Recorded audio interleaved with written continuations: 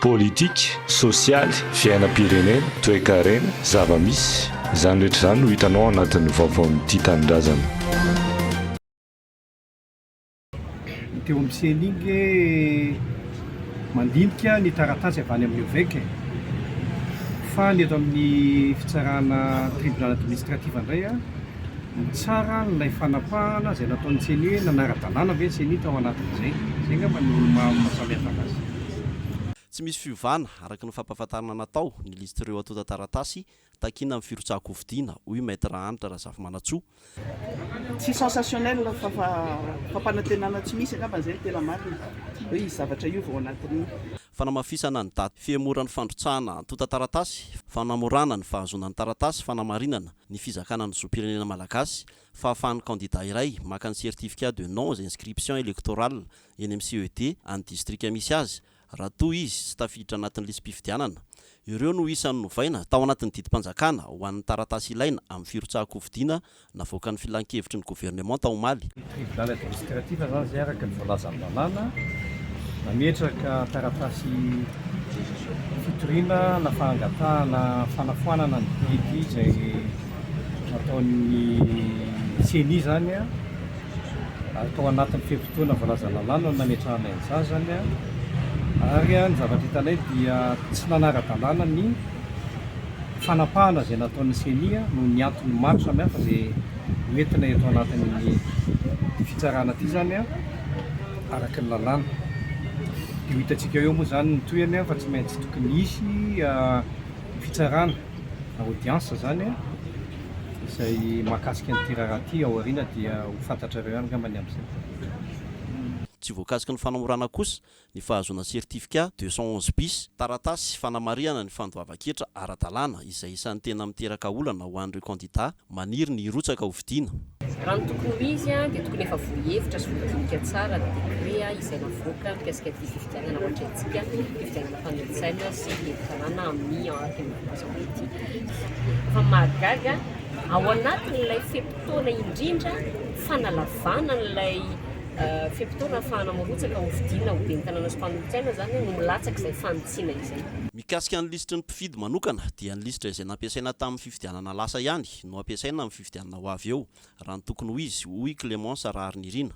Tsy aivina fa aty amin'ny fanalavanan'ny fehim-potoana ahafahana mandrotsaka ny antota taratasy firotsahako fidiana vao niraisina ity didim-panjakana fanovana ity. Tafapetraka somatsara tetsy amin'ny tribunal administratif Anosy moa ny antota taratasy fitoriana sy fangatahana fanafoanana ny didy izay navoakan'ny CENI mikasika ny fandavana ny antota taratasy ny Andriamatoa Marc Ravalomanana. Manana 27 orana eo anivon'ny tribunal administratif andinika ny mikasika ity hoy mpisolo vava bâtonnier Hubert Arson. Tenefa azo vokatra tsara zay ao anatin'izany aratoka misoratana tsara ny fandanjana ny lalàna.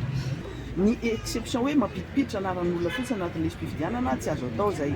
Ny procédure hoe tsy maintsy makaty amin'ny fitsarana vao voalaza ny lalàna daholo zany raha ohatra ka misy olona tsy tafiditra ao anaty listra fa tsy misy hoe afaka mampidipiditra fotsiny na hoe manaonao zavatra any ananonanany. Fantatritsika nge zany fa misy anaran'olona ny esorina ny anatin'ny lisam-pifidianana misy anaran'olona nampidirina tao kanefa tsy tao anatin'ny recensement araka ny tokony izy. Betsaka ireo tsy tafiditra ao anatin'ny lisam-pifidianana. Rehefa manontany zao nareo ny anivon'ny CENI dia hoe satria efa tapitra ny fafahana mampiditra olona ao anaty listra dia tsy maintsy miandry ny fanavozana indray ny listra vao afaka mifidy indray amin'ny fifidianana.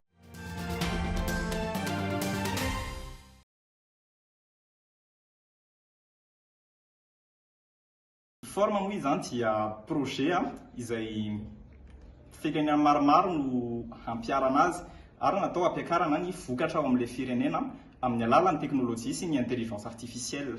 Zany hoe fikarohana fomba tsara indrindra am'ilay fa rehefa vita ny fikarohana dia ny valim-pikarohana no entina eny amin'ny tantsaha zany hoe le fikarohana amin'ny teny hoe ity ny zezika mety aminareo zao ny tahany rano tokony hampiarina na amin'ny fotoana ohatran'izao ny tokony ambolena na zao ny volo tokony atao mialoha amin'ny tany raha te-hamboly vary. Zay no entina eny amin'ny tantsaha fa tsy hitondra ny teknôlôjia eraky Madagasikara.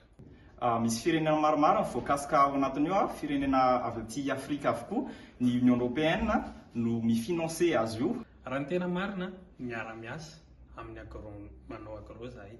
Zany hoe fikarohan'izy ireo anjaran'izy ireo zany manao fikarohana voalohany makasika ny fambolena hoe ireto no mitarika ny vokabary. Ny asan'ny intelligence artificielle dia manafaingana fotsiny ihany ny fikarohana, zany hoe tsy manolo izy ary tsy izy no mitondra le izy fa izahay no mametraka hoe izao no karohany dia manafaingana izay nataon'ny intelligence artificielle. Ilay projet zao dia itoy mandritra ny taona maromaro satria izy io lazaina hoe projet sur le long terme ary ny amin'ity taona ity dia hanomboka amin'ny décembre ny fampiarana eto Madagasikara izay fiara-miasa miaraka amin'ny ANAE. Ny dingana voalohany dia izao amin'ity volana ity efa hanomboka ny fambolena, hanomboka amboly zany tsika, dia hanomboka ametraka ihany koa ireo capteur sy ametraka ny drone iny amin'ilay toerana, dia hanomboka no récolte nataony zahay ahafahan'ilay intelligence artificielle miasa ao anatin'izay.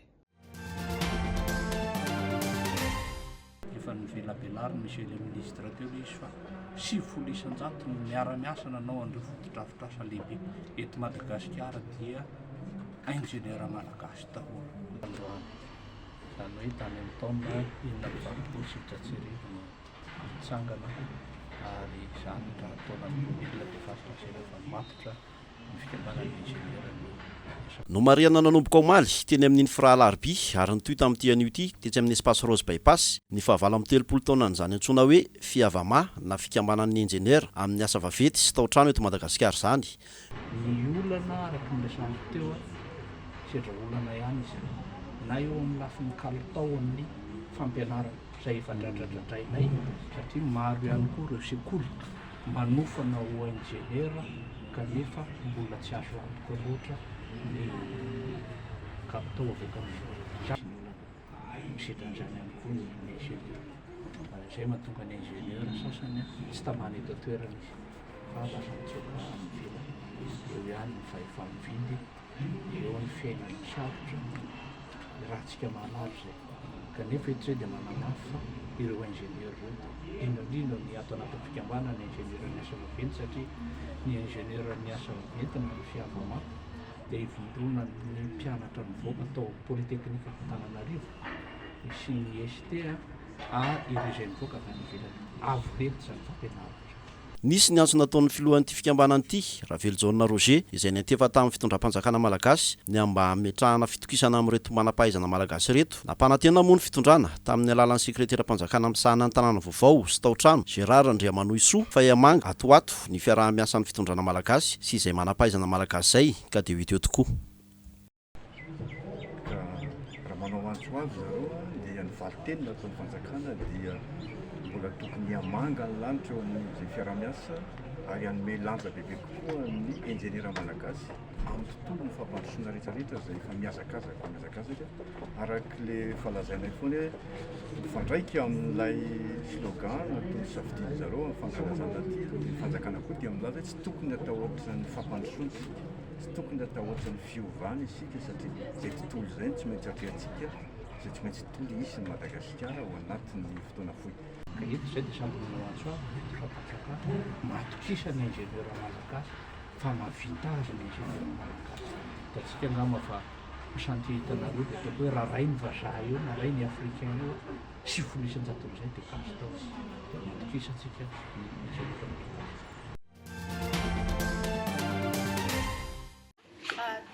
Ao anatin'ny sommet de la francophonie moa ny taona 2024 izay seho any Frantsa dia izay thématique izay no anisany hoe avohitra mandritra salon de la gastronomie.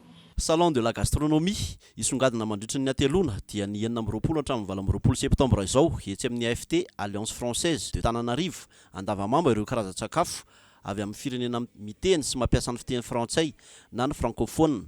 Salon de la gastronomie no anaran'ny hetsika ary efa andian'ny fahafolo ity ho tanterahana ity. Dia miara-miasa ihany koa izay ao anatin'ny salon de la gastronomie amin'ireo jeune entrepreneur izany ireo talenta voapisondrotra sy ireo entrepreneur malagasy izay mpisehatra eo amin'ny resaka fanidinana sakafo sy spécialité culinaire malagasy.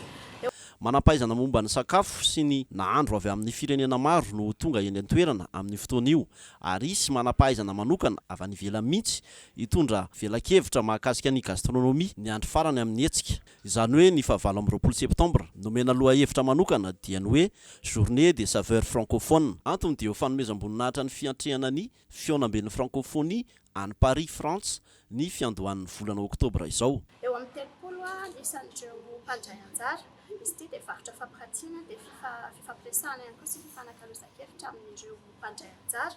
Tranoheva manodidina ny 30 eo no hita eny an-toerana mandritra ireo 3 andro ireo, izay ahitana sekoly na toeram-pisakafoana matianina amin'ny nahandro sy karazan-tsakafo malagasy, frantsay, koreanina sy ny maro hafa ihany koa. Mariana moa fa ny orinasa Tserasera Telma no mpanohana ofisialy ity hetsika ity, mitondra fanazavana Ramatoa Andriatsoa-Andriamianta, mpamolavola tetikasa eo anivon'ny AFT. Ny journée des saveurs francophones izay atao ny 27 volana septambra. Anoloana azy misy table ronde manodidina ny resaka tourisme gastronomie, tourisme culinaire izay mampiavaka ny Madagasikara, andraisana ireo efa personnalité efa fantatra manana ny toerana amin'izao fotoana izao eto Madagasikara. Dia misy village culinaire ihany koa izay ahitany daholo be ny richesse ny gastronomie culinaire zany eran-tany.